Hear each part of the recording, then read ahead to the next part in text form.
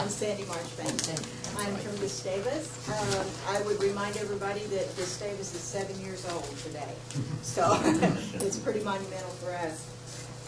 Thank you, each and every one of you from the Denali Commission, for hosting this listening session today. I know every one of us here really appreciate it. I originally had a few words that I wanted to say regarding two of your questions. I spent quite a bit of time looking at the policy of the Denali Commission, and then I ran across a report from the McDowell Group that was written in 2007. While the McDowell Group report is much more comprehensive than anything I would say, the basic issues I wish to speak about today are within this same study. Also, I'm a bit confused about your use of the term program partners. And so to clarify my use of the term, I will be referring to those organizations that seek out, design, engineer, and manage the construction of projects or facilities with Denali Commission funding. The McDowell Group report states, and I quote, "The Commission's stated vision, mission, policies, principles, values, and goals are so complex as to be more of an obstacle than an aid to understanding what the Commission is trying to do and the extent to which it has succeeded," unquote. What I had planned to say was, please review your policies with the community in mind, not the interpretation of your program partners. Secondly, quoting the McDowell Group again, sustainability, open door, private enterprise, and cost containment might be best used and described as principles or translated into criteria that are specific to the individual programs for which those criteria are relevant, unquote. You have program partners who appear to follow the present policy to the letter, but in most communities, following the policy strictly can eliminate any community self-determination.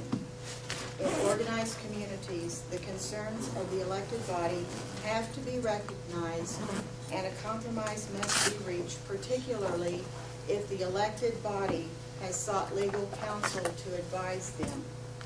Elected individuals of a community have the same fiduciary responsibility the Commission has, but they have to face their fellow community members every day.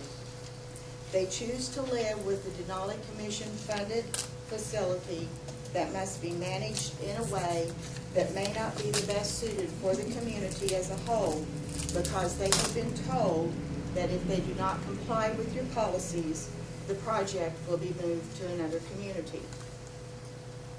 And a third quote, the Commission has not attempted to track compliance of funded projects with its policies beyond the construction phase, unquote. We certainly know that that is the case with the present Gustavus project. Most of you were completely unaware of this project until September of last year. The Denali Commission has to take a more hands-on approach with the projects they are funding. A monthly call to the community's leaders asking if there are any concerns could help eliminate misunderstandings. Along with this would be my recommendation to conduct a forensic audit of any program partner, entity, or individual the Commission has directly passed funding to. Additionally, any funding that is attached to one of those projects that pass through DCCED to a program partner, entity, or individual should also be audited using a forensic auditor, preferably with absolutely no connections in the state of Alaska. Your third point, what should the future role, focus of the Denali Commission be in rural Alaska? I had a pretty predictable comment about how much the rural communities of Alaska need the Denali Commission to help with vital infrastructure projects.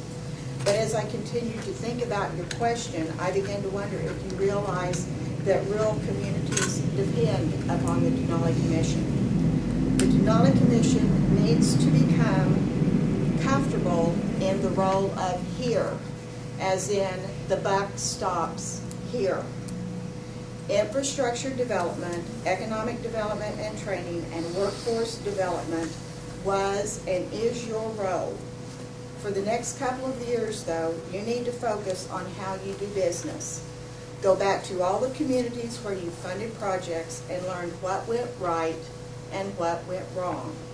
Alaska isn't done, it's just begun. Thank you. Yeah, I'm Jim Mackovjak, and I'm the mayor of Gustavus.